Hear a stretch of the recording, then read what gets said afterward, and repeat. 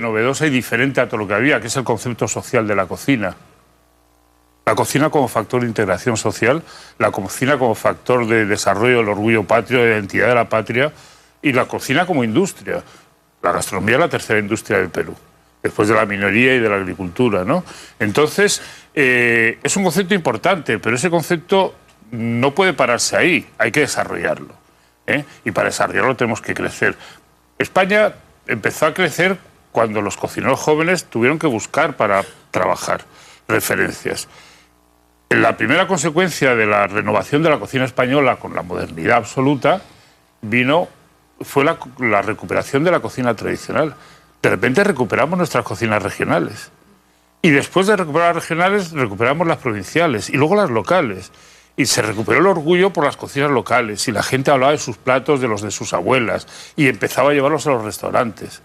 Eso ha sido un cambio radical en la cocina española y ha sido la base de todo ese auténtico boom también que se vive en España desde otra perspectiva en torno a la cocina, ¿no? Aquí tenemos una situación envidiable, una despensa que no existe, salvo en la cordillera andina, en ningún lugar del mundo, ¿no? Con una riqueza tremenda.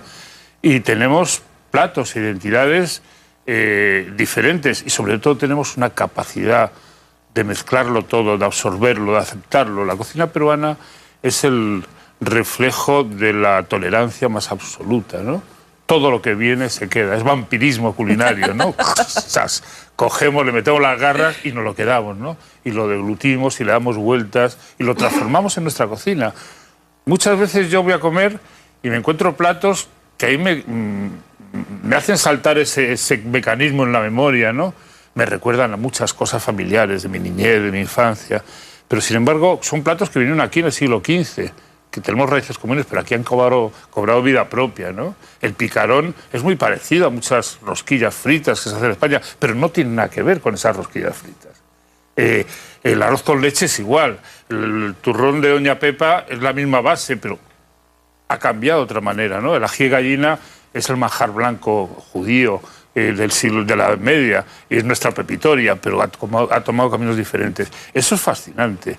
La mezcla de lo chino, lo japonés, lo italiano, el que un país de repente que produce grano y que produce cereal, de repente come arroz y desayuna arroz, que eso es algo que es más propio de culturas asiáticas, ¿no? De sitios donde no hay cereal, ¿no? El arroz es el grano de referencia. En fin, es una situación fascinante en la que lo italiano, lo francés, lo español, lo andino se mezclan de forma permanente y constante. Ahora, usted tiene una frase que dice: las cocinas avanzan al mismo tiempo que el mundo que las rodea.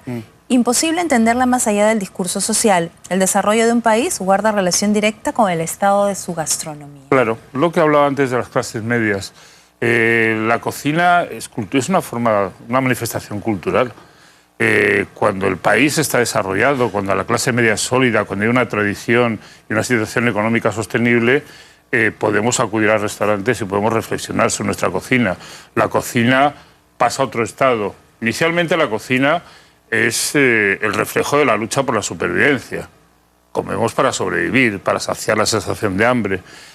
Un país pobre, su cocina generalmente es muy elemental, porque esa lucha por la supervivencia se basa en muy pocos productos y se basa en la búsqueda de soluciones fáciles. Cuando hay mucha pobreza, normalmente la cocina siempre suele basarse en hidratos de carbono y en grasas, porque se transforma muy rápido en energía y pues son baratos. Y lo vemos en nuestros ceviches. Antes nuestros ceviches eran un plato así, con la mitad de camote de choclo y 200 gramos de pescado, y ahora son platos más chicos, con más pescado que choclo y camote. ¿Y es verdad, como usted cuenta, que antes el ceviche se maceraba horas? Sí, yo no es que sea verdad, es que es lo que a mí me han contado siempre todas las familias, ¿no? Hace 30 años el ceviche en las casas se ponía a las 8 de la mañana en Limón y se comía a mediodía, pero mucho antes se ponía por la noche. Es que usted compara el ceviche, que ha evolucionado con el tiempo, claro, con este avance que tiene que tener nuestra cocina. Claro, todo lo que ha pasado con el ceviche, toda esa transformación del ceviche que hemos pasado en apenas 100 años, de ponerlo en limón 10 horas o 12 horas, a ponerlo en limón 1 minuto o 2, todo ese avance tiene que acabar dándolo todo el recetario peruano. Claro, claro. Usted decía, la cocina peruana tiene que adaptarse al tiempo que vive. Al tiempo que Los vive. platos no son prisioneros del día que nacieron. Es que algunos estamos equivocados. Yo y algunas otras personas con las que he conversado creen que lo mejor es la receta única. Eso le quería plantear. La receta tradicional y la receta avanzada. Ahí uno se confunde. ¿Qué es una receta tradicional? ¿Cuál es la auténtica receta yo qué sé, el caucao? ¿La de su madre? ¿La de la mía? La de la abuela. ¿La de la abuela de mi empleada? ¿La del primo de la señora que vive enfrente mío? Cada una la hace de una forma diferente. ¿Quién le hizo la primera? Nadie lo sabe. Es decir, la cocina ha ido evolucionando constantemente a lo largo de los tiempos. Siempre, nunca ha estado parada. En el siglo XV, en el siglo XVI, cuando llegaron los españoles aquí, toda la comida era dulce.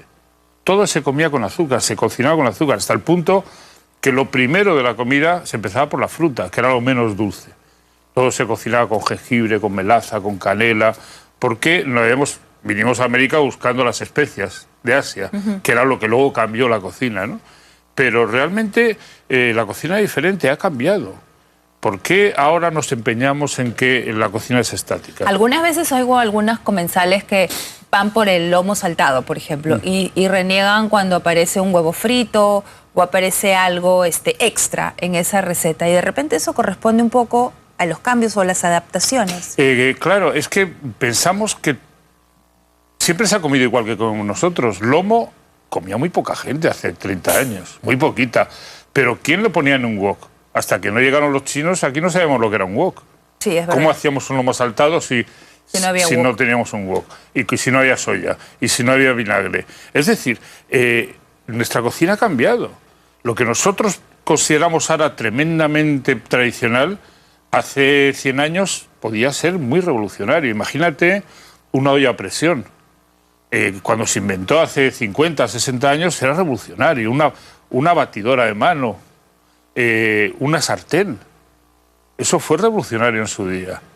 Que al primer tipo que se le ocurrió coger aceitunas, estrujarlas, sacar un jugo de ahí y freír ahí, ponerlo a 180 grados y freír, pues posiblemente pondrían en la hoguera, ¿no? Pero es que esa perspectiva no tenemos de la cocina muchos de nosotros, porque claro, es la que encontramos. Sí. Y luego, claro, este tema gastronómico que nos rodea ahora nos cuestiona como nos cuestiona su libro, ¿no? O nos abre puertas para poder ver estos conceptos y ver distinto también nosotras la gastronomía. Ahora, entonces, usted dice en algún momento que la gastronomía peruana va a ser grande cuando pueda enfrentarse a su propia cocina. Sí. Resúmame eso. Muy fácil. La cocina evoluciona reflexionando, haciéndose preguntas y contestándolas, ¿no? Buscando respuestas. Tenemos que enfrentarnos a nuestra cocina para aprender a entenderla. ¿Por qué este plato es así y por qué no es así? ¿Cómo pensamos que debería ser? ¿Nos atrevemos a cambiarlo o no nos atrevemos a cambiarlo? Antes el lomo saltado, generalmente las papas fritas se metían en el guiso, sí, y se ablandaban. Así es, y se ablandaban y se ablandaban. Ahora vas a los restaurantes y te ponen las papas fritas, pero montoñitas para que no se mezclen con el guiso, para que la papa siga crujiente, esté rica. Eso es un ejercicio de reflexión. Alguien se ha enfrentado a los lomos saltados como lo hacían tradicionalmente y ha dicho, pues no está bien. Estaría mejor que la papa estuviera crujiente, porque si no está crujiente, ¿para qué la frío? Bueno, pues de alguna manera es todo ese proceso, ¿no? Tenemos que enfrentarnos a nuestra cocina para entenderla, tenemos que aprender a entenderla, saber por qué sucede, por qué los platos, de dónde vienen, por qué son así y no son de otra manera, y cómo podrían ser en el futuro, ¿no? Ahora, dentro de las cocinas que tenemos, usted ha destacado especialmente la selva y habla especialmente de Iquitos. Del mercado de Iquitos. Del mercado de Iquitos. Y dice que la despensa natural, la mejor que tenemos es aquella, tierra adentro.